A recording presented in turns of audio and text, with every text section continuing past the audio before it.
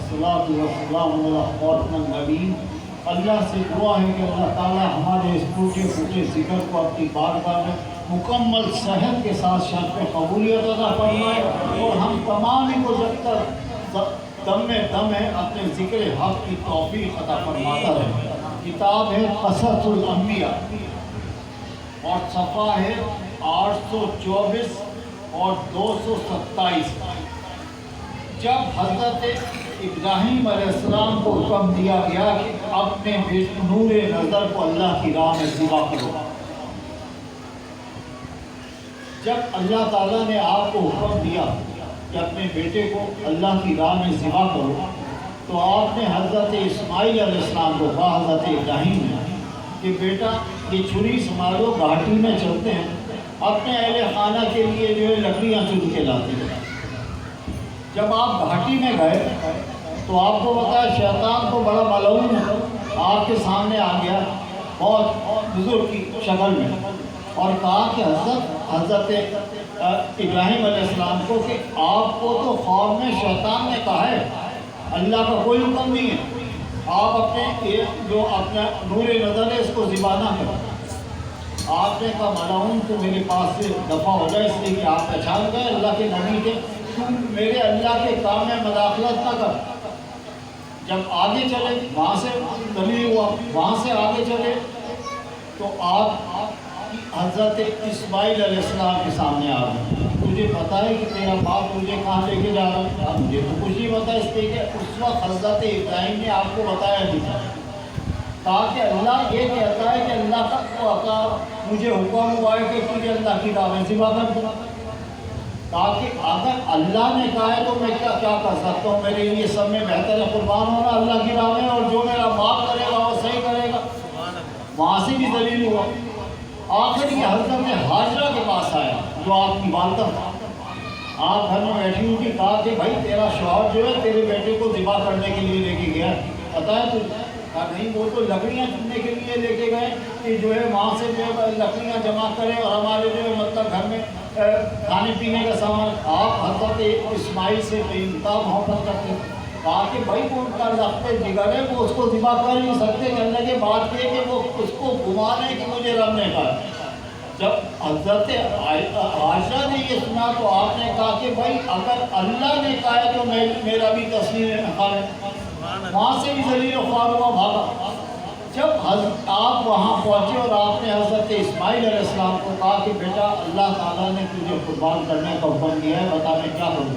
तो उसने कहा कि अब्बा जो रब ने कहा है वही होगा, आप ऐसा करें मेरे हाथ बांध लें और अपनी आँखों में पट्टी चढ़ा लें, इसलिए कि अपने फिक्र मोहब्बत से आपको जो है ऐसा ना हो कि आप अल्लाह के हुक्म को पूरा ना कर सकें। आपने आंखों पे पट्टी रखी, उनके अपने हाथों को बांधा। जो किताब कहती है 3 दफ़ा आपने छुरी चलाई, छुरी में चलने से इनकार कर दिया।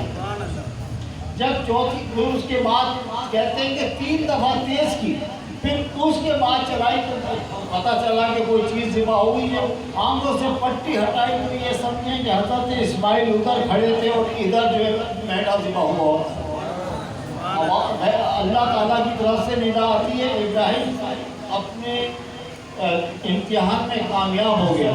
तो याद रखिए कि अल्लाह वालों के लिए इम्तिहान होते हैं, आजकल के लोगों के लिए। जैसे आपने सुना होगा फलां ने उसको ज़िबा किया, ये सिर्फ शैतान की बात है। तो अल्लाह ताला हमें इन चीज़ों से महफूज रखे, बाकी जो नबियों की बातें हैं वो हक़ हैं। और अगर ये समझें कि अगर खुदा ना खास्ता उस वक्त ऐसा हो जाता तो ये समझें कि ये रिवायत ही ख़त्म हो जाती, कोई कुर्बानी भी ना करता।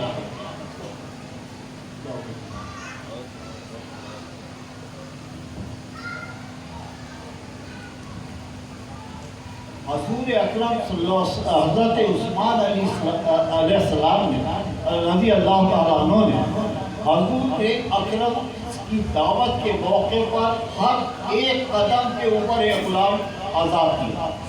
हज़रत उस्मान गनी हज़ूर अकरम सल्लल्लाहु अलैहि वसल्लम के पास तशरीफ़ ले जाते हैं। आप सहाबा इकराम के साथ बैठे में कहा कि सरकार कल आपके यहाँ मेरी दावत है। आपने कहा बिल्कुल कहूँगे। और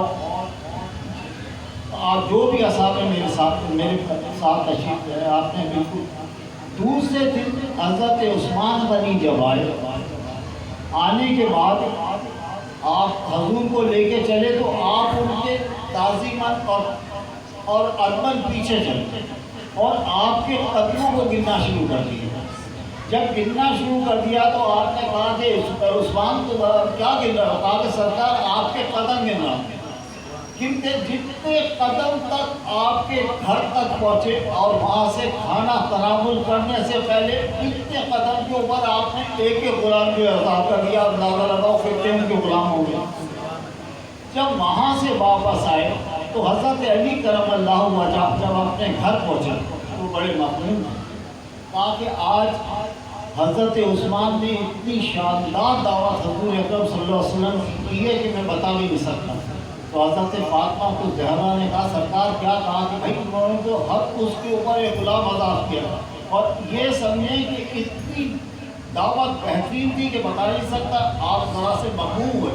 تو حضرت بی بی فاطمہ نے کہا کہ آپ کل کی دعوت حضور کو آپ ہماری طرف سے دیں۔ کہا بیگم ہمارے پاس ہم ان کے چکر کے لیے اتنے نہیں ہے کہ مطلب ہم غلام آزاد کر سکیں یا اتنا کھانا کر سکیں۔ آپ نے کہا میں جو کہہ رہی ہوں وہ کروں۔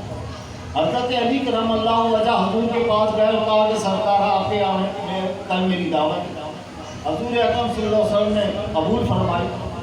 جب آپ تشریف لائے تو حضرت فاطمہ زہرا نے تمام مہمانوں کو بٹھایا، صحابہ اکرام کو، اور خلوت میں جا کے رب تعالیٰ سے کہا کہ تیرے محبوب کی بیٹی تجھ سے عرض کرتی ہے میری لاج رکھنا، میرے پاس ہے کچھ نہیں، سب کچھ انتظام تو نے کرنا ہے، میری عزت کی حفاظت فرما، میری بات کی لاج رکھنا۔ پتہ چلا جتنی بھی وہ اس میں تو ایک دیگچی ہے، بعض کتابوں میں کہتے ہیں بہت سی دیگچیاں، تمام دیگچیاں جو تھیں وہ اللہ تبارک تعالیٰ کے حکم دیا اور وہ جنتی کھانوں سے بھر گئی، تمام اصحاب نے کھا لیا۔ جب اصحاب نے کھا لیا، اور بڑی تعریف اس لیے کہ جنت کا کھانا تو وہ ایک جو ہم نے سوچ اور گمان میں نہیں ہوگا کسی کا، تو پھر آپ غربت پہ گئی، کہا کہ رب کریم بات یہ کہ میرے پاس تو اتنی طاقت نہیں، میری لاج رکھنے والا تو ہی ہے، اور مجھے میرا بھروسہ بھی تجھ پہ کہ تو بھی غلام آزاد کر دو۔ آپ نے غلام ڈالا، اسی وقت اپنے رحمت جوش میں آیا، اللہ تبارک تعالیٰ نے جبریل علیہ السلام کو حضور اکرم صلی اللہ علیہ وسلم کے پاس بھیجا کہ میرے نبی کے ایک قدم کے اوپر جو وہاں سے آئے، ایک قدم پہ 1000 جہنمیوں کو میں جہنم سے نجات دیتا ہوں۔ یہ میرے نبی کی بات ہے۔ اللہ سے دعا ہے کہ اللہ تعالیٰ ہم سب کو حضور اکرم صلی اللہ علیہ وسلم کے اسماء حسنہ پہ چلنے کی توفیق عطا فرمائے، اور سن ابن عمر، حضرت عمر بن خطاب کے بیٹے سن ابن عمر حج کر رہے ہیں، دیکھا کہ ایک شخص سے اس کے جو ہے اپنے کندھے کے یہاں جو ہے ایک لٹکا ہوا ہے، پیچھے کچھ پتہ کیا آپ اس میں کیا ہے، اس تھیلی میں کیا ہے؟ کہا کہ سرکار یہ میری باتیں ہیں۔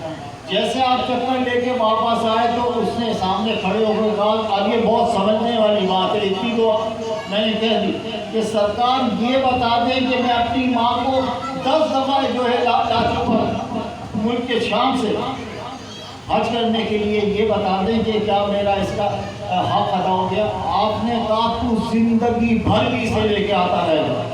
کیا کہا کہ تو اگر زندگی بھر بھی لے کے آتا رہے گا تو جو تو نے مادر شکم میں کربٹی ہے اس کا حق ادا نہیں کر سکتا۔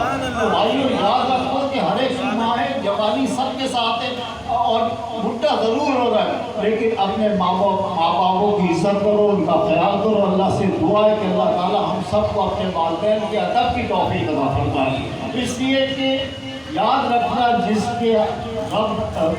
نے رب کو راضی کرنا ہے پہلے ماں باپ کو راضی کرے، ایک دم رب اسے بھی نہیں ملتا جب تک اس کے ماں باپ راضی نہیں ہوتے، وہاں توفیق نہیں ہوتی۔ تمام حضرات میرے ساتھ دیکھیں پڑھیں